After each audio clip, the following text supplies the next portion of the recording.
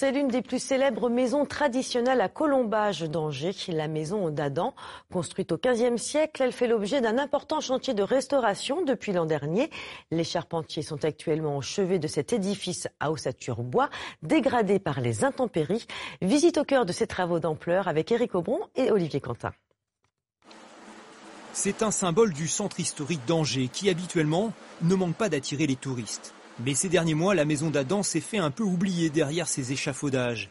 À l'abri des regards, la façade à pans de bois, datant de la fin du Moyen-Âge, se refait une jeunesse. On a démonté l'ancienne qui était trop abîmée pour continuer à être en place.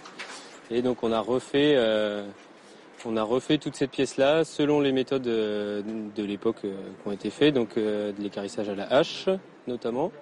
Et après, des moulures, on a récupéré les anciennes pièces pour avoir le modèle des moulures.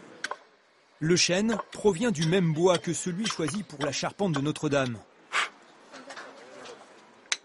Travaillé à la main, il va permettre de retrouver ce qui fait le cachet de ce monument classé. Non seulement c'est un pan de bois structurel, mais c'est un pan de bois qui raconte des histoires, qui met en scène des personnages mythiques, bibliques ou autres.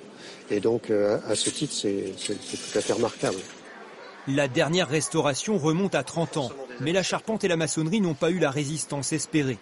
Le bailleur social propriétaire de cette ancienne maison d'apothicaire a donc entrepris de rénover les 6 logements HLM qui la composent aujourd'hui pour 3 millions d'euros, avec le soutien de l'État.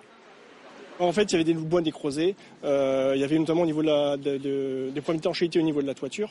Et on a constaté qu'il y avait des éléments structurels qui devenaient assez problématiques. Donc, avant que ça devienne totalement néfaste pour le bâtiment, on a engagé donc ce programme de réhabilitation. Un long chantier qui nécessite de reprendre la toiture en ardoise et de mettre à nu les murs d'origine. Donc, on a ici à peu près 5 siècles d'ossature. Portant le bâtiment, l'ossature bois initiale qui faisait 12 cm d'épaisseur et avec un remplissage maçonné, qui ensuite a été doublé par un doublage que l'on dit classique aujourd'hui, donc en placo-plâtre, qu'on a totalement enlevé parce qu'il fallait complètement réparer la structure, pour le remplacer par un chaud-chambre qui fait 30 cm d'épaisseur globale. L'édifice va encore nécessiter de longs mois d'attention.